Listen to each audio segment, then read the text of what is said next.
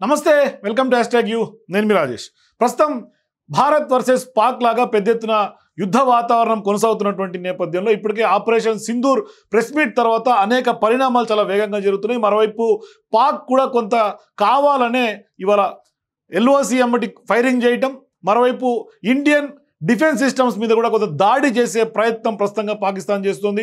ఇట్లాంటి సందర్భాల్లో చాలా ప్రాంతాల్లో పాకిస్తాన్ మన ఎయిర్ డిఫెన్స్ సిస్టమ్స్ మీద కూడా దాడి చేస్తున్నటువంటి నేపథ్యంలో వాటిని రిటాలియేట్ చేసి కొంత కట్టడి చేస్తున్నటువంటి పరిస్థితి. మరోవైపు పాకిస్తాన్కు కూడా చుక్కలు చూపిస్తోంది భారత ఆర్మీ అని చెప్పుకోవాలి. పాకిస్తాన్లోని 9 ప్రాంతాల్లో ఏకకాలంలో దాడులు జరిగినట్టుగా తెలుస్తోంది. లాహోర్, కరాచీ, రావుల్పిండి, అట్లాగే గుజ్రాన్వాలా, అట్లాగే చక్వాల్, బహాల్పూర్, మైనవాలి, చోర్ ప్రాంతాల్లో దాడులు జరిగినట్టు తెలుస్తుంది. మరోవైపు భారత్ డ్రోన్లకు సంబంధించి భారత్ డ్రోన్ దాడులు చేసినట్టుగా పాక్ ఆర్మీ డీజీ చెప్తూ ఉన్నారు. దానికి సంబంధించినటువంటి వీడియోలు కొంత సోషల్ మీడియాలో వైరల్గా మారుతున్నాయి. మరోవైపు పాకిస్తాన్ ఎయిర్ డిఫెన్స్ సిస్టమ్ను కూడా భారత్ ప్రభుత్వం అక్కడ భారత్ ఆర్మీ కొంత ధ్వంసం చేసినట్టు తెలుస్తుంది. మరోవైపు సరిహద్దులు దాటి పాక్ భూభాగంలోకి మన భారత్ డ్రోన్ల ద్వారా కొంత దాడులు చేసినట్టుగా స్పష్టంగా తెలుస్తుంది. ఈ దాడులు అర్ధరాత్రి నుంచి కొనసాగుతున్నట్టుగా తెలుస్తుంది. కాకపోతే ఇక్కడ కొసమేర్పు ఏంటంటే భారత్ ప్రభుత్వం కూడా పూర్తి స్థాయిలో ఏం జరుగుతోంది అంటే ఆపరేషన్ సింధూర్ తర్వాత ఉగ్రవాదుల్ని మనం మట్టుబెట్టిన తర్వాత ఇప్పుడు ఆపరేషన్ సింధూర్ ప్రెస్ మీట్ తర్వాత ఏం జరిగింది అనే అంశాల మీద కొంత ఇండియన్ డిఫెన్స్ ఆర్మీ కూడా డిఫెన్స్ మినిస్ట్రీ నుంచి మనకు ఒక ప్రెస్ నోట్ కూడా అందుతోంది. Pakistan's bid to escalate negated proportionate response by India అంటే వాళ్ళు మన మీద దాడి చేసే క్రమంలోనే కొంత మనం రిటాలియేట్ చేసినట్టుగా స్పష్టంగా తెలుస్తుంది. So during the press briefing on operation of Sindoor on 7th May 2025 India has cancelled its response as focused, measured and non escalator అంటే భవిష్యత్తులో దానికి ముందుగా అంటే నెక్స్ట్ స్టెప్స్ వేయకుండా కొంత ఎస్కలేట్ కాకుండా కొంత ఆగింది, ఫోకస్డ్గానే ఉంది. కానీ it was specially mentioned that Pakistan military establishments had not been targeted అంటే ఆపరేషన్ సింధూర్ మనం ఏదైతే చేపట్టామో అది కేవలం ఉగ్రవాదుల టార్గెట్గానే చేపట్టాం. అక్కడ సివిలియన్స్ని కానీ లేదంటే కనుక ఆర్మీలను కానీ అంటే పాకిస్తాన్ ఆర్మీని కానీ టార్గెట్ చేసి ఎక్కడ కూడా మనం దాడులు చేయలేదు. సో ఇట్లాంటి సందర్భాల్లో it was also reiterated that any attack on military targets in India will invite a suitable response. So ఇప్పుడు వాళ్ళు మన ఆర్మీ మీద టార్గెట్ చేసే పరిస్థితి కనిపిస్తుంది. On the night of 7th, 8th May 2025 Pakistan attempted to engage a number of military targets in northern and western India అంటే Pakistan Indian ఆర్మీకి సంబంధించినటువంటి క్యాంప్స్ మీద కొంత దాడులు చేసే ఒక ప్రయత్నం జరిగింది, దాడులు చేసింది కూడా.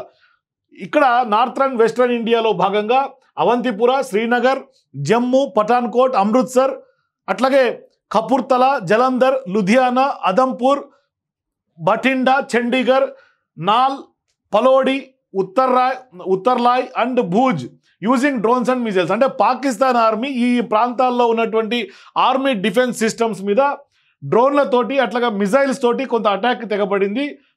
They were neutralised by the integrated counter UAS grid and air defence system అంటే మన వద్ద ఉన్నటువంటి అత్యాధునిక సాంకేతిక పరిజ్ఞానం అట్లాగే యుఏఎస్ గ్రిడ్ ద్వారా ఆ డ్రోన్లను ఆ మిసైల్స్ని మనం దాన్ని కౌంటర్ అటాక్ చేసాం, వాటిని ఎక్కడిదక్కడ కట్టడి చేసే ప్రయత్నం అంటే ఆ డిఫెన్స్ ఎయిర్ సిస్టమ్స్ని కూడా మనం కాపాడుకునేలో భాగంగా పాకిస్తాన్ మిసైల్స్ అట్లాగే డ్రోన్స్ వస్తున్నటువంటి సందర్భంగా వాటిని గాల్లోనే ఏదైతే యుఎస్ గ్రిడ్ ద్వారా అట్లాగే ఎయిర్ డిఫెన్స్ సిస్టమ్స్ ద్వారా మన దగ్గర ఉన్నటువంటి పరిజ్ఞానం ద్వారా దాన్ని ఇంటిగ్రేటెడ్ కౌంటర్ అటాక్ చేసాం అంటే గాల్లోనే కౌంటర్ అటాక్ చేసి వాటిని ధ్వంసం చేసినటువంటి పరిస్థితి అంటే వాళ్ళ ప్రయత్నాన్ని మనం నీరుగార్చాం.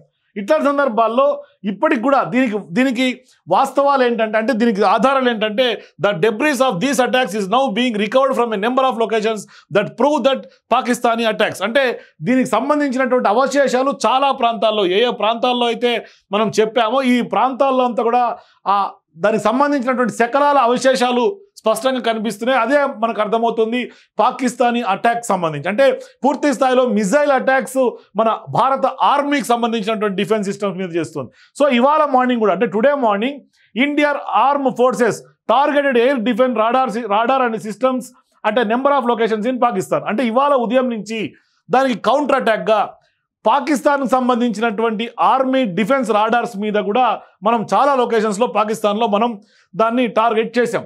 So Indian response has been in same domain with same intensity as Pakistan అంటే వాళ్ళు ఏ విధంగా అయితే మన ఆర్మీ ఇండియన్ డిఫెన్స్ సిస్టమ్స్ మీద ఎయిర్ డిఫెన్స్ సిస్టమ్స్ మీద మనం వాళ్ళు మన మీద ఎట్లయితే ఏ విధంగా అయితే ప్రయోగించారో సేమ్ యాజ్ టీస్ కానీ సేమ్ ఇంటెన్సిటీ అంటే అదే లెవెల్ ఇంటెన్సిటీతో మనం కూడా దాన్ని రిటాలియేట్ చేసాం. సో ఇప్పుడు అదే డొమైన్లో అంటే ఏ ఇండియన్ సంబంధించినటువంటి అంటే పాకిస్తాన్కి సంబంధించినటువంటి వాళ్ళు ఇండియన్ ఎయిర్ డిఫెన్స్ మీద ఏ విధంగా అయితే దాడులు తెగబడ్డారో మనం కూడా సేమ్ కౌంటర్ దాడులు వాళ్ళ డిఫెన్స్ సిస్టమ్స్ మీద మనం చేసాం.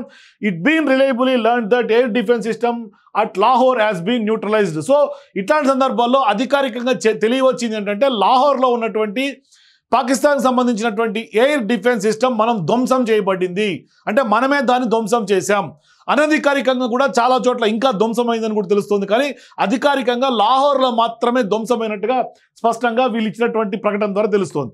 Pakistan has increased the intensity of it's unprovoked firing across the line of control using mortars and heavy caliber artillery in areas in Kupwara, Baramulla, Uri, Poonch and Mendhar and Rajouri sectors in Jammu Kashmir. ఇదే విధంగా పెద్ద ఎత్తున ఈ సెక్టార్స్లో పూంచ్ కానీ మెంఢర్ కానీ Rajouri sectors Jammu Kashmir అట్లాగే కప్వారా బారాముల్లా ఊరి ఇటువంటి సెక్టార్స్ అన్నింటిలో కూడా చాలా దగ్గరలో కాల్పులకు తెగబడుతుంది. లైన్ ఆఫ్ కంట్రోల్ అంటే బార్డర్ గ్రామాల మీద కాల్పులకు తెగబడుతుంది పెద్ద ఎత్తున. అంటే మోటార్ షెల్లింగ్ జరుగుతుంది పెద్ద ఎత్తున. ఆర్మ్డ్ గన్స్ తోటి వాళ్ళందరూ కూడా ఆర్మీ వాళ్ళందరూ కూడా మన ఇండియన్స్ మీద సివిలియన్స్ మీద ఆయా గ్రామాల మీద కాల్పులు జరుపుతుంది. సో ఇట్లాంటి సందర్భాల్లో ఈ కాల్పుల్లో 16 మంది అమాయక ప్రాణాలు కొంత కోల్పోవడం జరిగింది. 16 innocent lives has been lost including 3 women and 5 children. అంటే 3 మహిళలతో అట్లాగే 5 పిల్లలతో సహా మొత్తం 16 మంది చనిపోయినట్టుగా అధికారికంగా మన ఆర్మీ ప్రకటిస్తోంది డ్యూ టు పాకిస్తాన్ ఫైరింగ్. అంటే పాకిస్తాన్ ఫైరింగ్ ద్వారానే 16 మందిని వాళ్ళు పొట్టన పెట్టుకున్నారు. So India was compelled to respond to bring mortar and artillery fire from Pakistan to a halt. అంటే ఇప్పుడు వాటిని తిప్పికొట్టే దిశగా మనం కూడా ఫైరింగ్ చేయాల్సినటువంటి పరిస్థితి కనిపిస్తుంది. ఖచ్చితంగా అక్కడ ఇన్ఎవిటబుల్ సిచ్యువేషన్ అంటే స్పష్టంగా చేయాల్సినటువంటి పరిస్థితి. సో ఇప్పుడు Indian armed forces reiterate their commitment to non escalation provided it is respected by the Pakistani military. అంటే మనం గౌరవప్రదంగా పాకిస్తాన్ చేస్తేనే మనం చేస్తున్నాం తప్పితే మనం ఒక కమిట్మెంట్ తోటి వాటిని రీట్రియేట్ చేస్తున్నాం, కానీ ఎస్కలేషన్ చేసే ఉద్దేశం కానీ ఏమీ లేకుండా వాళ్ళు చేసిన దానికి మనం జవాబుగా ధీటుగా ఇస్తున్నాం. ఎందుకంటే ఆపరేషన్ సింధూర్ తర్వాత కొంత పరిణామాలు ఇండియా వర్సెస్ పాకిస్తాన్ మధ్య ఉద్రిక్తతలకైతే మాత్రం దారితీస్తున్నటువంటి పరిస్థితి. సో ఒకసారి ఇదే అంశానికి సంబంధించి మనం రిటైర్డ్ ఎయిర్ ఫోర్స్ కమాండర్గా ఉన్నటువంటి జగన్మోహన్ గారితో మనం మాట్లాడే ప్రయత్నం చేద్దాం. అంటే ఆర్మీ ఎయిర్ డిఫెన్స్ సిస్టమ్ ధ్వంసం చేయబడినటువంటి నేపథ్యంలో ఒకసారి ఒపీనియన్ తీసుకునే ప్రయత్నం చేద్దాం. అంటే ఏం జరుగుతోంది ఇండియా వర్సెస్ పాకిస్తాన్ మధ్య, ఏం జరుగుతోంది, ఏ విధమైనటువంటి అవకాశాలు ఉన్నాయి, యుద్ధానికి ఏమైనా అవకాశం ఉంటుందా? ఎందుకంటే ఎల్ఓసి వెంబట గ్రామాల వెంబట పెద్ద ఎత్తున కాల్పులకు తెగబడుతున్నటువంటి నేపథ్యంలో భవిష్యత్తులో ఎటువంటి ప్రయత్నం జరిగే అవకాశాలు ఉంటుంది. ఎందుకంటే మిసైల్స్ డ్రోన్స్ ద్వారా అటాక్ జరుగుతున్నటువంటి నేపథ్యంలో మనం జగన్మోహన్ గారితో మాట్లాడే ప్రయత్నం చేద్దాం. సార్ జగన్మోహన్ గారు నమస్తే. నమస్తే అండి. Good afternoon sir. Good afternoon అండి. సార్ ఇప్పుడు మీరు ఆర్మీకి సంబంధించినటువంటి ప్రెస్ రిలీజ్ చూసే ఉండి ఉంటారు. సో ఇట్లాంటి సందర్భాల్లో మన ఎయిర్ డిఫెన్స్ సిస్టమ్స్ మీద పాకిస్తాన్ ఆర్మీకి సంబంధించిన వాళ్ళు అటాక్ చేశారు, దాన్ని మనం న్యూట్రలైజ్ చేసాం, దాన్ని తిప్పికొట్టినటువంటి పరిస్థితి. మరోవైపు లాహోర్లో ఉన్నటువంటి ఎయిర్ డిఫెన్స్ సిస్టమ్స్ కూడా మనమే దాన్ని ధ్వంసం చేసినట్టుగా ఆర్మీ చెప్తోంది. ఏంటి సార్ అసలు ఏం జరుగుతోంది ఇండియా పాకిస్తాన్ మధ్య? వెరీ ఇంట్రెస్టింగ్ డెవలప్మెంట్స్ అండి.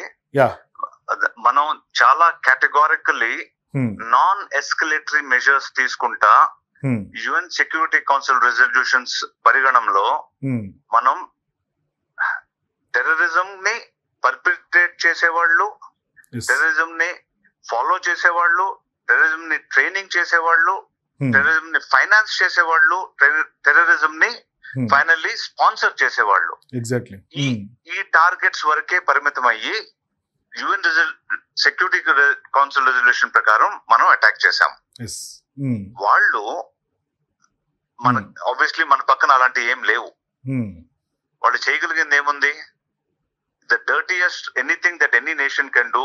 వాళ్ళు ఆ పని ఫస్ట్ చేశారు. ఏది? మన సివిలియన్స్ మీద అటాక్ చేశారు. తర్వాత I will come to what you asked me. Okay, what is more important for us and what we should highlight in every forum and get the attention of the world to these very very critical aspects. And they have attacked our civilian completely unarmed people. Whatever massacre happened on 22nd April ఒకటైతే this is no different. This is directly by the army. అవును. The army has shelled and used long range artillery to bombard civilian enclaves. అవును. 16 people have expired, of which 5 women and 3 children. అవును. Or it is 3 women and 5 children. 5 children. Sorry, please check cheyandi. But 16 people have expired, and this the other among that 16, 8 of them are women and children. అవును. So e ratio చూసుకుంటే, and more than 43 people injured. How can any nation justify this? Yes. Absolutely, there is no justification. Now, coming to the next element, when they say it is a declared war,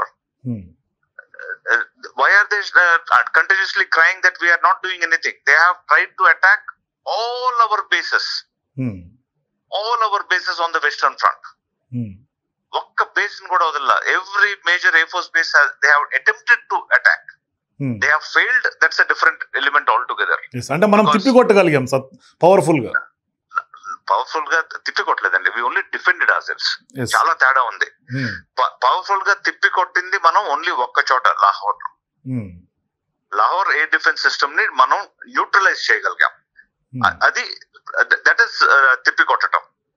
I'm sorry. I hope you're not saying. Don't mind it. I'm not trying to correct you, but I'm just trying to correct the perspective. Yeah, exactly, sir. Okay. So ఈ aspect లో లాహోర్ వరకు మనం తిప్పి కొట్టాం. So one major base we have done what we need to do. Now the way they are going about, మనం ముందు ఏమవుతుంది నాకు తెలియదు కానీ కానీ కాదు సార్, ఇప్పుడు ఆర్మీ ఇచ్చినటువంటి ప్రకటన ప్రకారం వాళ్ళు మన ఇండియన్ సంబంధించినటువంటి ఎయిర్ డిఫెన్స్ సిస్టమ్స్ మీద దాడి చేసినటువంటి క్రమంలో మనం దాన్ని మీరు అన్నట్టుగా డిఫెన్స్ చేయగలిగాం, కొంత మనం మన ఎయిర్ డిఫెన్స్ సిస్టమ్ని కాపాడుకోగలిగాం.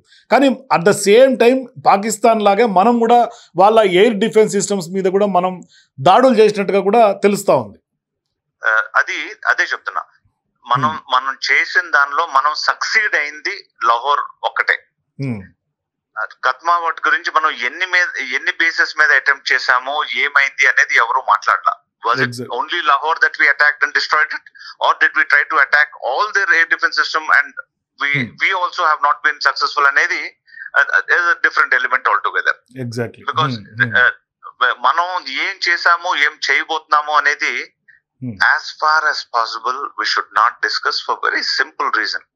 Surprise is the best form of attacking an enemy. Yes. And Pakistan is an enemy now. There is no scope for so-called what they keep crying for. On one side they say we are friends, and the other side they do everything that the worst enemy will do. So our perspective lo manam definitely we should be very, very cautious about talking about what we did or did not do.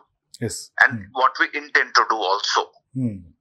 Because that element of surprise definitely should be there. And also the fact is, you and I sitting in wherever, in our drawing rooms or in our studios, we should not be dictating matters of such extraordinarily important aspects of nations.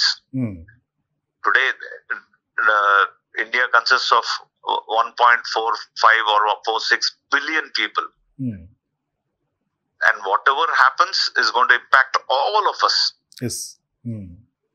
All that we can look forward to is that impacts us in the best possible manner. A positive impact is all that we're looking at. ఇప్పుడు వాళ్ళు మన LOC గుండా ఉన్నటువంటి గ్రామాల మీద కాల్పులకు తెగబడుతుంటే మనం కూడా కాల్చాల్సినటువంటి పరిస్థితి ఏర్పడుతుంది. అంటే ఇది ఒక యుద్ధం లాగా భవిష్యత్తులో మనం నాన్ ఎస్కలేషన్ మెథడ్స్ ఫాలో అవుతున్నప్పటికీ వాళ్ళు కవ్వింపు చర్యలకు పాల్పడుతూ ఉన్నారు. సో ఇప్పుడు దాన్ని మనం భవిష్యత్తులో ఖచ్చితంగా యుద్ధం అనివార్యమయ్యే సిచ్యువేషన్స్ ఏమైనా కనిపిస్తున్నాయా?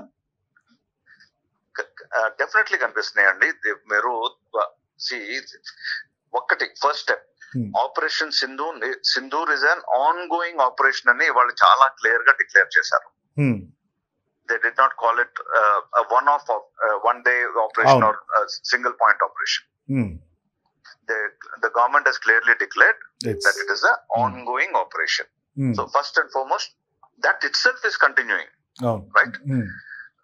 సో అది ఎస్కలేషన్ అంటారా ఇంకేమన్నా అంటారా అనేది it is a matter of లేదు అంటే దానికి ఆపరేషన్ సింధూర్కి స్పష్టంగా ఉగ్రవాదులకు సంబంధించినటువంటి మూలాలు పెకిలించే దిశలో మనకు టార్గెట్ ఉంది కాబట్టి దాని వరకు దాన్ని ఎవరు ఇది చేయడానికి లేదు. ఈవెన్ దేశాలు కూడా ఇతర దేశాలు కూడా మనకు సపోర్ట్ చేస్తుంది. చేయడానికి when the sponsor becomes directly the state itself, yes, what stops you from attacking the station and the state? Nothing kada. The world has clearly said, నిన్న మనం చూసాము, ఇవాళ కూడా కొన్ని విజువల్స్ చాలా వచ్చినాయి అక్కడి నుంచి, wear the state military it's participating in cremations of the terrorists. Yes, exactly. What does it indicate? వాళ్ళ నేషన్ సంబంధించిన ఫ్లాగ్స్ కూడా ఆ డెడ్ బాడీ కొఫిన్స్ మీద వేసినటువంటి పరిస్థితి, కప్పినటువంటి, అంటే గౌరవప్రదంగా ఒక జాతి కోసమో లేదంటే దేశం కోసమో చనిపోయినటువంటి అమరవీరులకు చిహ్నంగా పెట్టే దేశం జెండా కూడా కప్పుతున్నటువంటి పరిస్థితి. అవునండి, అవును, చాలా బాగా చెప్పారు. Hit the nail on the head. Absolutely what you're saying is correct. వాళ్ళు చేసేది completely unacceptable and it is the worst form of worst disrespect that can happen to the flag for that matter. Exactly, sir. Ippudu it is like Dawood Ibrahim ki mano తీసుకెళ్ళి national flag కప్తే ఎలా ఉంటుంది? అవును అవును, వీళ్ళు అలాంటి దరిద్ర పని చేస్తున్నారు. అవును సార్. సార్ ఇది ఖచ్చితంగా ఆపరేషన్ సింధూర్ అయితే కొనసాగుతుంది, భవిష్యత్తులో యుద్ధం అనివార్యం అవుతుంది అనేది మాత్రం స్పష్టంగా చెప్పొచ్చు. సో ఇప్పుడు ఎయిర్ డిఫెన్స్ సిస్టమ్స్ ని డ్యామేజ్ చేస్తున్నటువంటి సందర్భంగా మనం ఏమైనా నష్టపోతున్నామా, లేదంటే కనుక సక్సెస్ఫుల్ గా మనం వాటిని తిప్పికొట్టగలిగామా సార్? చాలా సక్సెస్ఫుల్ గా తిప్పికొట్టామని beautiful account has been given అండి. దానిలో there is no problem at all. The only problem is how long will we tolerate this kind of nonsense? Exactly, sir. I honestly do not know, and I have absolute faith in the current leadership, both military as well as the Honorable Prime Minister. Yes.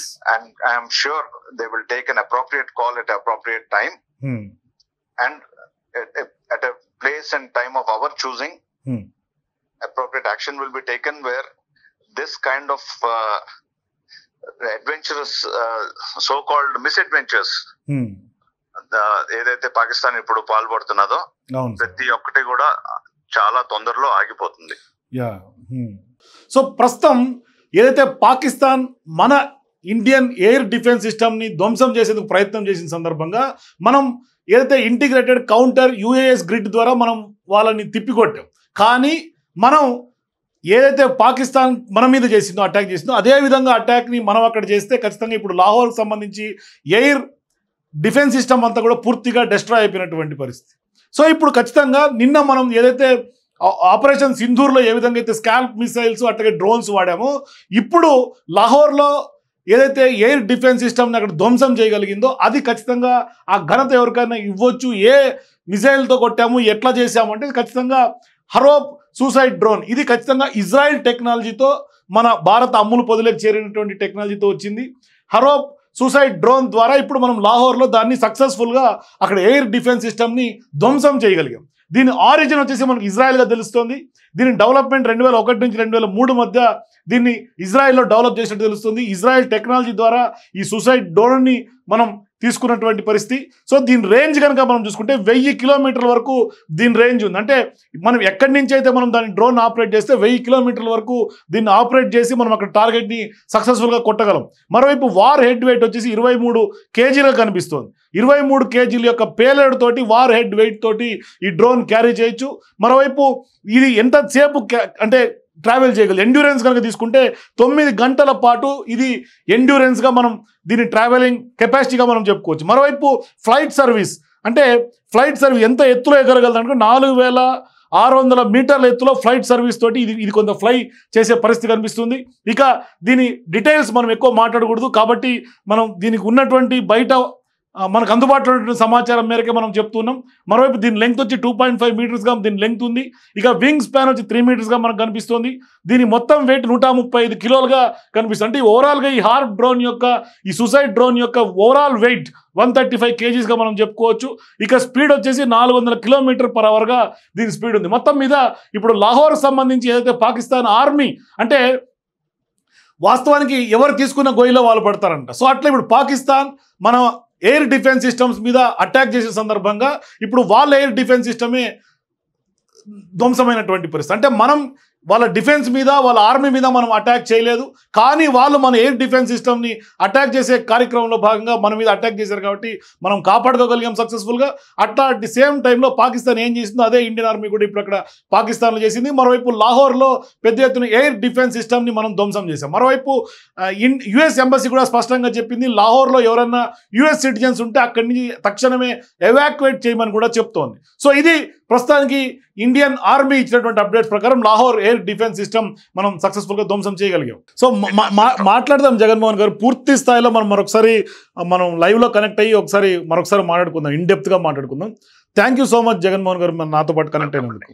So ఇది స్పష్టంగా జగన్మోహన్ గారు చెప్తుంది. ఖచ్చితంగా జాతీయ నాయకత్వం కేంద్రం మీద ప్రధానమంత్రి నరేంద్ర మోదీ మీద అట్లాగే ఆర్మీ మీద నమ్మకం ఉంది కాబట్టి అప్రాప్రియేట్ టైంలో అప్రాప్రియేట్ అవసరం అంటే సిచ్యువేషనల్లీ ఖచ్చితంగా ఒక కాల్ తీసుకుంటారు, ఖచ్చితంగా ఒక డెసిషన్ తీసుకుంటారు అంటూ కూడా చెప్తారు. మరోవైపు యుద్ధం అయితే అనివార్యమయ్యే పరిస్థితి ఎక్కువ శాతం కనిపిస్తూ ఉంది. For more videos please watch #. ఎక్కడ టేకులు లేవు.